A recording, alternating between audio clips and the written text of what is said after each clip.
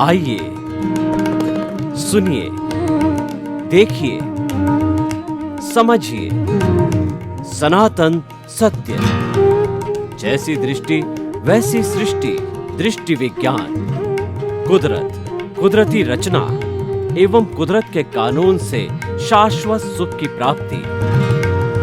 जोधपुर के परम पूज्य महात्मा उपासक प्रोफेसर डॉक्टर सोहन राज तातेड़ के निर्देशन में सनातन सत्य।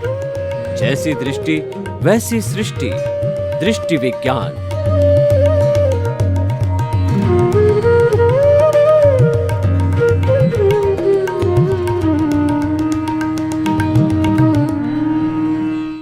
भाइयों और बहनों, मातृशक्ति को नमन।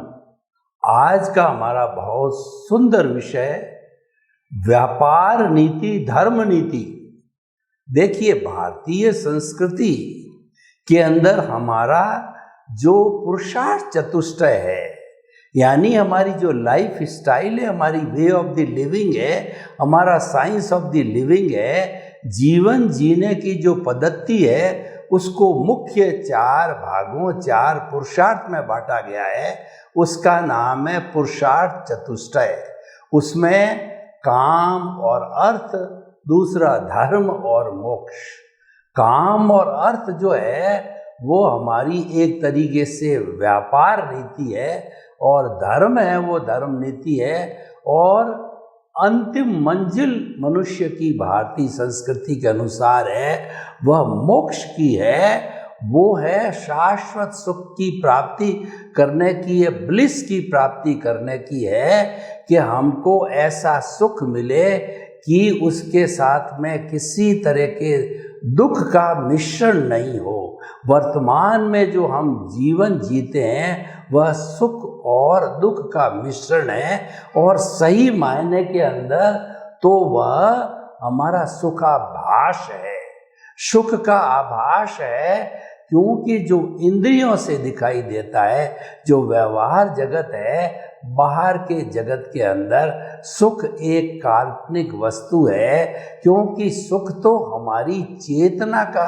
लक्षण है, और चेतना भीतर रहती है, तो हमारा सुख का दरिया, सुख का सागर, सुख का तालाब, सुख की नदी है, सुख का झरना है, वो भीतर बहता है। तो हम आपको ये बताना चाहते हैं कि काम और अर्थ हमारे सांसारिक जीवन से जुड़े हुए हैं। काम जो है जवान शरीर की आवश्यकता है, और वंश वृद्धि के लिए भी आवश्यकता है, यानी संसार का मूल है वह काम है। और अर्थ हमारा विनिमय है, अर्थ के बिना हम जीवन यापन नहीं करते हैं, क्योंकि हमारी मूलभूत आवश्यकताएं रोटी, कपड़ा, मकान, शिक्षा, चिकित्सा वो अर्थ के द्वारा ही मुहैया की जाती है। तो अर्थ एक साधन है जिसके माध्यम से हम मूलभूत आवश्यकता, जिसको नीड कहा जाता है, उसकी पूर्ति करें। और नीड की पूर्ति करना जायज़ है, कोई गलत नहीं है, क्योंकि शरीर है, परिवार है, अतिथि है, देश है, समाज है, सबको कुछ न कुछ कंट्रीब्यूट करना पड़ता है, और वह अर्थ के बिना संभव नहीं है। अर्थ के लिए कहा गया है, अगर गृहस्थी जिसके पास धन दौलत न हो तो वह एक कौड़ी का भी नहीं, यूजलेस है। और उसकी जगह अगर सन्यासी कंचन कामिनी वाला हो तो वह भी एक कौड़ी का नहीं है, यानी कि वह भी यूजलेस है। तो गृहस्थी के पास तो कंचन कामिनी होनी चाहिए, उसकी आवश्यकता है। सन्यासी कंचन कामिनी का त्यागी होता है, उसके पास अर्थ की आवश्यकता नहीं होती है। तो ये तो हमारे शरीर से, परिवार से, समाज से, गृहस्थ जीवन से जुड़े हुए हैं। अब जो मैं बात कर रहा हूँ इसको हम कह सकते हैं व्यापार नीति, क्योंकि अर्थ का सारा संबंध व्यापार से है। चाहे आप नौकरी करो, चाहे खेती करो, कोई जॉब करो, ये सब जो है हमारी व्यापार नीति के अंदर आता है। और जो अब दूसरा पक्ष में लेता हूँ, धर्म और मोक्ष।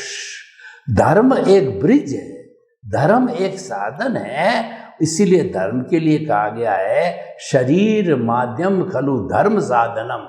ये जो शरीर हमको दिखाई देता है ये धर्म की साधना करने का माध्यम है। और जो है शरीर के लिए ये भी कहा गया है शरीर व्याधि मंदिरम, शरीर व्याधियों बीमारियों का घर है, क्योंकि यहाँ ये गलन मिलन धर्मा है और ये कर्मों से आबद्ध है और ये कुदरत के द्वारा संचालित है, तो बीमारी भी आएगी, सुख भी आएगा, सभी आएगा। तो हम ये कहना चाहते हैं कि जो धर्म है वह धर्म नीति की बात करूँ वो ब्रिज है, वो हमको मुक्ति दिलाने वाला है, जो हमारा अंतिम लक्ष्य मोक्ष है, जिसका अर्थ होता है अपने स्वभाव में रमण करना, अपनी आत्मा का स्पष्ट वेदन होना, संपूर्ण रूप से हमको प्राप्त हो जाना। क्योंकि अभी तक तो मात्र हम आत्मा का अनुभव कर रहे हैं, आत्मा हमें अभी स्पष्ट वेदन नहीं हुआ है, स्पष्ट रूप से दिखाई नहीं दे रहा है, स्पष्ट रूप से हमारा उसका अनुभव नहीं हुआ है। हम कुछ शब्दों इत्यादि से हम अनुभव के आधार से इसको जानते हैं। तो आप देखिए धर्म नीति, अब हम चर्चा करेंगे। जो धर्म इतना बड़ा साधन है हमारी मोक्ष की साधना करने का, तो वो किस तरीके से उसकी नीति को हम किस तरीके से बनावें, और दूसरा अर्थ से जो है हमारी व्यापार नीति हम किस तरीके से बनाएं। व्यापार करना गृहस्थ के लिए आवश्यक है, उसके बिना वह न तो अपना भरण पोषण कर सकता है न अपने परिवार का भरण पोषण कर रहा है। और जब गृहस्थी है तो अतिथि देवो भव, अतिथि जिसके आने की कोई तिथि नहीं होता है, गेस्ट जो है बिन बुलाए बिन तिथि के और बिना इन्फॉर्मेशन के भी आ सकता है। तो जब वो हमारे घर पे आ जावे तो वो देव के समान होता है, तो उसकी सेवा शुश्रूषा, उसका जो है वो कोई आवश्यकता हो वह हमें उसको खाना भोजन इत्यादि जितनी मेहमानगिरी हम कर सकते हैं उसकी हमें करनी चाहिए। इसीलिए जो है गृहस्थी भगवान से प्रार्थना करता है, साईं इतना दीजिए जामे कुटुंब समाए, मैं भी भूखा ना रहूं और साधु न भूखा जाए। हे मेरे प्रभु मुझे कम से कम इतना तो अवश्य देना कि न मैं भूखा रहूं न मेरा परिवार का कोई सदस्य भूखा रहे और न कोई साधु मेहमान घर पे आ जावे, या कहीं पे भी समाज में देश के लिए कहीं पे हमको कोई डोनेशन देना पड़े तो हमारी हैसियत के मुताबिक हम सक्षम रहे। भगवान के लिए कहीं मंदिर के लिए कुछ करना पड़े, धर्म के लिए कुछ करना पड़े, तो हैसियत के मुताबिक हम कर सकें, इतना जो है हमको जो है सक्षम अवश्य बनाना। तो व्यापार नीति के क्या गुण होने चाहिए, व्यापार नीति के क्या सूत्र होने चाहिए, क्या फॉर्मूले और क्या सिद्धांत होने चाहिए, उसके ऊपर हम दृष्टिपात करते हैं। देखिए व्यापार कई तरीके से होता है, नौकरी भी करते हैं लोग, खेती बाड़ी भी करते हैं, जॉब भी करते हैं, फैक्ट्री भी चलाते हैं, ट्रेडिंग भी करते हैं, और शिक्षक लोग पढ़ाते भी हैं, डॉक्टर लोग दवाई और ऑपरेशन का भी काम करते हैं। अलग अलग लोगों के तरीके होते हैं, ये सारा व्यापार नीति के अंदर आता है। कोई भी धंधे से आप कमाते हो, उस व्यापार नीति के अंदर पहला सूत्र होना चाहिए कि honesty is the best policy, यानी जो कुछ भी कमाया जाए वो ऑनेस्टी से कमाया जाए। किसी को जो है दुख दे करके, उसके साथ अन्याय करके, उसको चूस करके, उसके साथ अत्याचार करके, धोखाधड़ी से झूठा माप तोल करके जो है हम धन अर्जन न करें, वह धन समाज की दृष्टि से अनैतिक धन है, वो 2 नंबर का धन है और वह धन कहीं न कहीं हमारे लिए समस्या करेगा।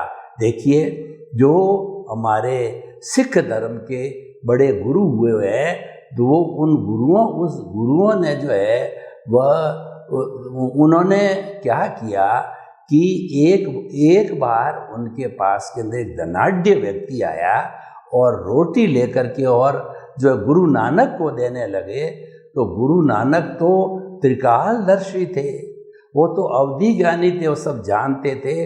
उन्होंने रोटी हाथ में ली और रोटी को ऐसे मसला, उसमें से खून निकला। और एक बेचारा बहुत ही गरीब व्यक्ति था, वो जो मोटी मोटी रोटी में से एक सूखी हुई रोटी ला करके और जो है वो गुरु नानक को दिया। गुरु नानक ने उसको मसला तो उसमें से दूध निकला। तो गुरु नानक ने कहा कि आप देख रहे हो, ये जो गरीब व्यक्ति आया है उसकी पसीने की कमाई है, उसकी व्यापार नीति पसीने ईमानदारी से जुड़ी हुई है। आप इतने बड़े लखपति करोड़पति हो तो आपकी ये कमाई है वह अनैतिकता से जुड़ी हुई है। तो आप कहीं पर भी अनैतिक करके व्यापार नीति को चलाएंगे तो वो किसी न किसी तरीके से आपको कष्ट देगी। आपकी संतान लूली लंगड़ी हो जाएगी, संतान बीमार होगी। और पूत कपूत का धन संचय, अगर कपूत व्यक्ति है उसके लिए धन का संचय करने की क्या जरूरत है? वह तो कई गुना अपनी बुद्धि से, अपने प्रारब्ध से और अपने भाग्योदय से उसको बढ़ा देगा। देखिए, एक जो है पिता के 3 बेटे थे, उन 3 बेटों की परीक्षा करने के लिए पिता ने हर एक को गेहूं की बराबर गेहूं की पोटली दी कि अब लोग आप दिशावर जाओ और कमा करके लाओ, ये आशीर्वाद रूप में मैं आपको जो है ये दे रहा हूँ। तो बड़ा बेटा था, तो बड़े बेटे ने क्या किया, वो गेहूं की पोटली को लेकर के गए। तो उनको रास्ते में भूख लगी तो उसको जो है पका करके खा लिया। दूसरा बेटे ने क्या, अलग अलग दिशा में गए थे, तो उसने जो है वह एज इट इज उसको रखा, दानों को जितने थे उसको भीतर रख दिया अपने। और तीसरा था जो गंतव्य स्थान पर पहुंच करके पिताजी द्वारा दिए गए गेहूं के दाने को उन्होंने उगा दिया, उसमें खाद देने लगे और उसमें पानी देने लगे, जलवायु देने लगे और उसमें आर्द्रता वगैरह देने लगे। तो बहुत अच्छी फसल हो गई और अच्छी फसल से एक दाने के हजारों दाने यानी कई गुना हो गई। अब कुछ समय के बाद तीनों बेटे जो पिताजी से मिलने आए तो उन्होंने कहा, बताओ क्या क्या कमा के लाए हो? मैंने जो आपको दिया था तो उसका आपने क्या किया? बड़े बेटे ने तो कहा कि जो आपने गेहूं के दाने दिए थे हमने तो उसकी रोटी बना के खा लिया। ठीक। दूसरे ने ये कहा कि ये पोटली आपकी लो, जैसी आपने दी थी मैंने सुरक्षित रखी, आपके जो भी इसको धन समझो या कुछ भी समझो, ये मैं आपको लौटा रहा हूँ। और तीसरे ने कहा कि ये गेहूं की बोरियों की थप्पियाँ लगा दी उसने कि मैंने तो खेती बाड़ी करी इससे और उससे गेहूं ही गेहूं हुआ। तो उन्होंने कहा, शाबाश बेटे। सबसे तीसरे नंबर का छोटा था तो उसने कहा कि ये तो बहुत सपूत है। तो कहा गया कि पूत कपूत का धन संचय, सपूत होगा तो कई गुना मल्टीप्लाई करेगा और कपूत होगा तो वैसे भी उड़ा देगा। तो हम ये कहना चाहते हैं कि जो हमारी जो व्यापार नीति वो सिद्धांत पे आधारित होनी चाहिए। अपना सो अपना, पराया सो पराया। और देखिए, मैं आपको एक उदाहरण दूं कि 2 व्यापारी है जो ट्रेडिंग का काम करता है और एक व्यापारी तो honesty is the best policy का बोर्ड उसने अपनी दुकान पे रखा है और नैतिकता की देवी को उन्होंने मंदिर में बैठा रखता है और रोज उसकी पूजा करता है कि मुझे अनैतिक पैसा नहीं चाहिए। जितने भी उसके आइटम पे सब पे जो है वो अपना 10% प्रॉफिट जोड़ करके और रेट लगा दी, फिक्स रेट, फिक्स दाम।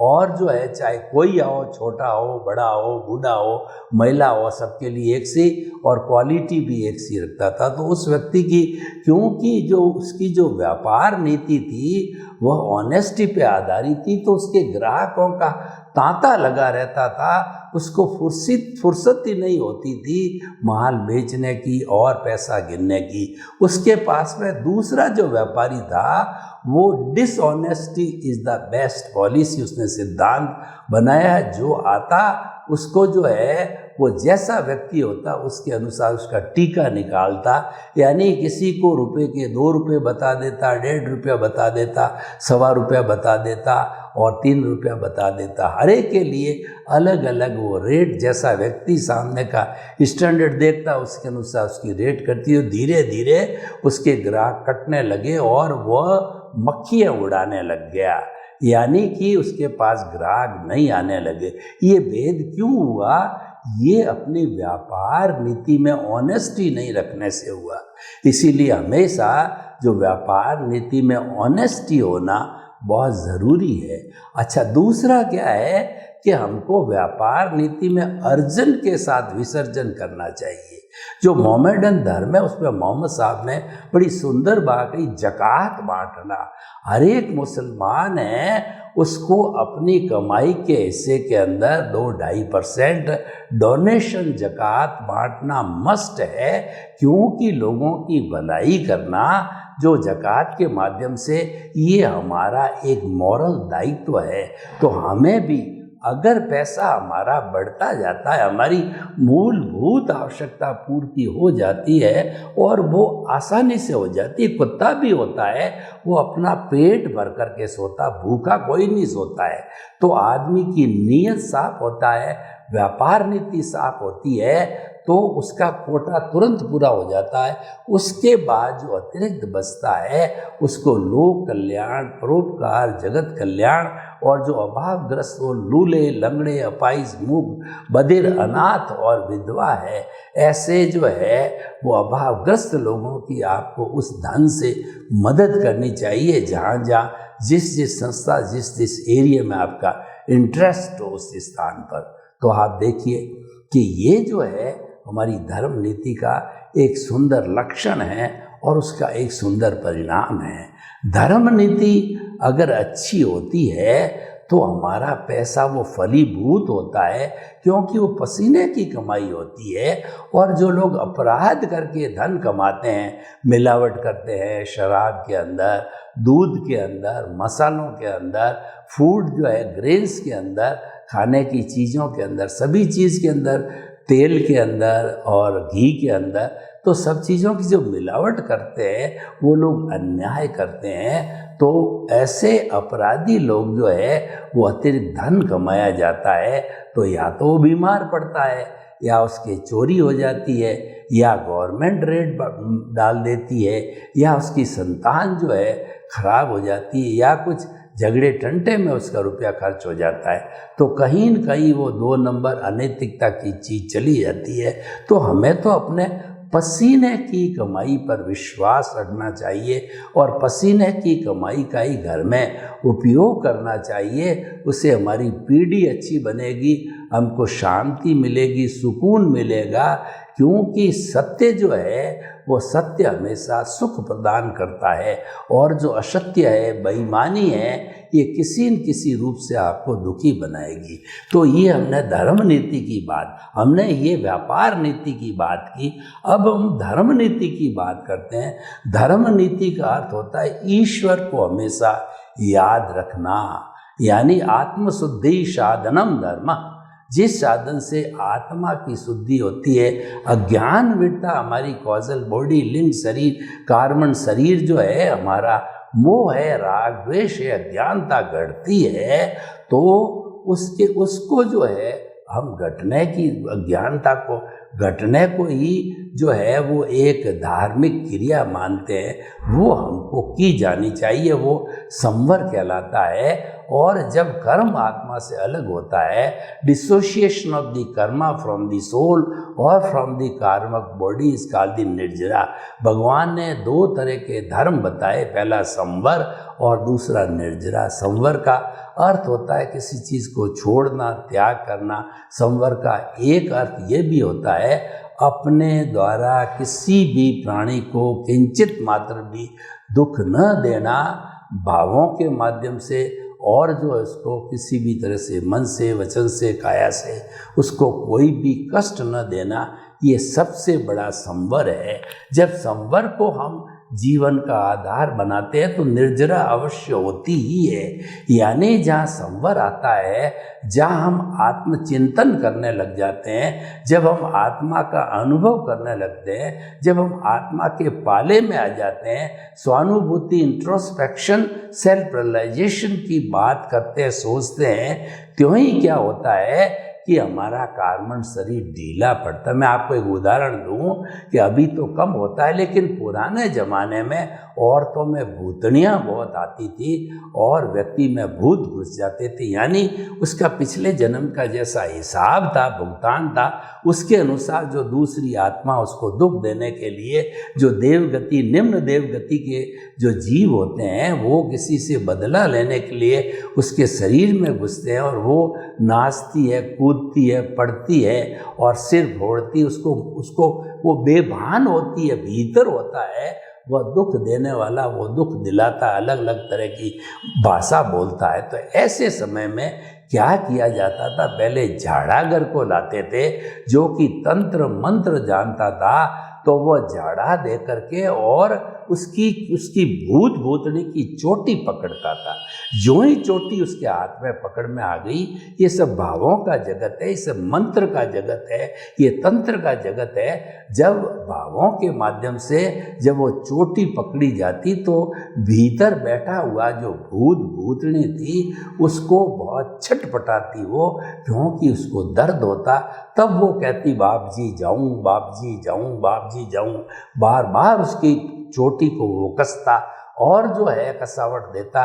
क्यों ही वो कहती, तब वो प्रॉमिस लेता कि तुम कभी भी मेरे इस फला फला व्यक्ति को या फला फला बहन जी को बिल्कुल कष्ट न दोगे। तो ऐसी स्थिति के अंदर फिर वो भाग जाता। तो उसी तरीके से हमारी धर्म नीति ऐसी होनी चाहिए कि हम जो भी धार्मिक क्रिया करें, उस धार्मिक क्रिया करने के साथ साथ में हमारी अज्ञानता है, हमारी जो कॉजल बॉडी है, हमारी जो प्रतिष्ठित आत्मा है, वह धीरे धीरे रिड्यूस होने लगती है, घटने लगती है। और कार्मिक बॉडी के कॉजेज का जो पुलिंदा है, जो 8 कर्म की 148 प्रकृतियाँ हैं, धीरे धीरे कम होकर के, शुद्ध होकर के, और जब पराकाष्ठा पर पहुँचता है हमारा धर्म का पलड़ा, तब वो जो है एकदम शुद्ध होकर के हमारी आत्मा सिद्ध, बुद्ध और मुक्त हो जाती है। तो मैं जो उस उच्च धर्म नीति के 2 सूत्र आपको देता हूँ कि आपकी समझ के अंदर, आपकी विजन में, आपके आर्ट ऑफ द विजन में, दृष्टि में ये फिट करिए कि मन वचन काया कुदरती रचना से मुक्त, ऐसा मैं शुद्ध आत्मा हूँ। मैं परमात्मा हूँ, अभी बना नहीं हूँ, पर मेरा लक्ष्य है परमात्मा बनने का। तो मैं वैसा परमात्मा हूँ। कैसा परमात्मा हूँ कि मन वचन काया तथा उससे जुड़ी हुई हर अवस्था मात्र कुदरती रचना है, जो कि उदय और प्रारब्ध के अधीन है, संजोग के अधीन है, जो भी कुदरत के अधीन है, और उसके ऊपर कुदरत का कानून लागू होता है, कुदरती रचना उस पर लागू होती है, और वह अपना सारा जो है मैकेनिकल मोड से जो है वह उदय और प्रारब्ध के अधीन अपना जीवन यापन करता है। तो उससे मुक्त रहो, मन वचन काया से मुक्त, ऐसा मैं शुद्ध आत्मा हूँ। जितना जितना हम मन वचन काया को जो है वो दृष्टि विज्ञान के माध्यम में ज्ञाता दृष्टा से केवल देखते रहेंगे कि भुगतान चल रहा है, क्योंकि यह कॉजल बॉडी उसने पिछले जन्म में इकट्ठी कर ली थी, इस जन्म में तो डिस्चार्ज चल रहा है और मैकेनिकल मोड से अपने हिसाब से चल रहा है। उसमें एक अतिरिक्त सांस लेने की हमारी कोई स्वतंत्रता नहीं है। वो तो भुगतान है, वो तो हिसाब है, वो तो परिणाम है जो उसका विलय हो रहा है, डिस्चार्ज हो रहा है। लेकिन मैं तो इससे परे, मन वचन काया से मुक्त, ऐसा शुद्ध आत्मा हूँ। जब शुद्ध आत्मा को केंद्र के अंदर बिठा दिया तो हम जो है वह जो है वो निमित्त निर्दोष करता हो शुद्ध आत्मा जो है उसकी तपश्चर्या करके, उसके द्वारा तप करके, सम्यक तप करके, और हम संसार के समस्त जीवों को अकर्ता, निमित्त और निर्दोष तथा उनको शुद्ध आत्मा मान करके कि हर एक के अंदर शुद्ध आत्मा के दर्शन करेंगे कि आपके भीतर विराजमान शुद्ध आत्मा भगवान को निर्दोष दृष्टि से दर्शन कर उसको नमन करता हूँ। चूहा, बिल्ली, गाय, भैंस, ऊँट, कोई भी प्राणी हो, राम हो, कृष्ण हो, महावीर हो, सब में एक सी आत्मा है। तो उसके भीतर विराजमान आत्मा को निर्दोष दृष्टि से नमस्कार करना, प्रणाम करना। तो इस तरीके से हमारी धर्म नीति जब जो है वो निवित निर्दोष करता शुद्ध आत्मा से होते होते हमारी अज्ञानता जीरो होकर के विलीन हो जाएगी। तो उस स्थिति में जब पराकाष्ठा होगी तो हमको केवल दर्शन की प्राप्ति होगी, और केवल दर्शन प्राप्त होते ही नेक्स्ट बर्थ के अंदर केवल ज्ञान स्वरूप परिणाम मिलेगा, जो कि औदारिक शरीर में जीता जाता भगवान होता है, वंदनीय, स्तुति और प्रणाम करने योग्य हो जाता है। वो उसी जन्म के अंदर वो 14वें गुण स्थान में अ, उ, री, ली, ये जो है वो जितना स्थान हो उतने में जो है मनोबल, वचन बल और काया बल को छोड़ करके वह सिद्ध, बुद्ध और मुक्त बन जाता है, और सिद्ध शिला में विराजमान होकर के शाश्वत सुख को वो जान लेता है, और हमारी आत्मा का स्पष्ट वेदन हो जाता है, और इस शरीर जो है जड़ है, इसको जला दिया जाता है। इस तरीके से व्यापार नीति के अंदर धर्म नीति लागू होगी तो वो हमारा व्यापार नीति यानी व्यवहार जगत, धर्म नीति यानी निश्चय जगत, दोनों मिलकर के हम सिद्ध बुद्ध मुक्त बनते हैं। सर्वे भवन्तु सुखिनः, सर्वे सन्तु निरामया। लोक के सब जीवों को सुख मिले, शांति मिले, आनंद मिले, प्रेम मिले, सौहार्द मिले, और सभी भाईचारा रखते हुए वो सुख को प्राप्त हो। आपके प्रति मंगल भावना।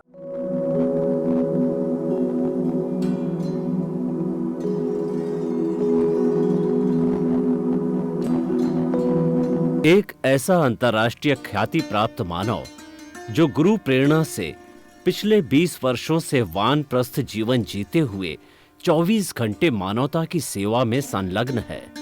एक ऐसा मानव जो अभी राष्ट्रीय, अंतर्राष्ट्रीय टीवी चैनलों पर 7,500 एपिसोड के माध्यम से सनातन सत्य, आत्मविज्ञान एवं पुनरुत्थान, व्यवहार एवं निश्चय जगत के जीवनोपयोगी विषयों पर हृदय स्पर्शी प्रवचन कर चुका है।